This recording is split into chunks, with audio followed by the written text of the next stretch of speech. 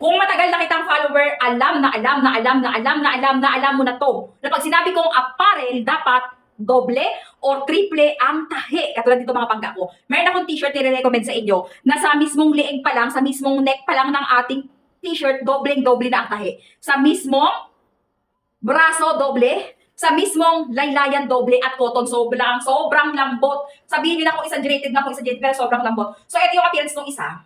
Ito naman yung appearance pa ng isa. At ito pa yung appearance ng isa. At ito pa yung appearance ng isa. And take note, lahat to cotton ang tela. Assorted size. Naka-discount sale, ito yung link. Highly recommended ko, promise. Ipipilit ko sa inyo kasi hindi ako mapapahiya dito. Napakamura lang nito. Sobrang mura niya lang, hindi ako mapapahiya. So maglalagay ako ng link dyan sa inyong mga bebs ko. Ayan, ito yung mga link niyan. Lahat yun sila isa-isa ilalagay ko yung mismong link. Diyan kayo mag-check out kasi sobrang mura. Pero yung quality, beb, eto hindi ko na babanggitin yung quality. Pero cotton na cotton. Promise, cotton talaga siya, guys. Sobrang lamig sa katawan, sobrang lambot, ang mura pa.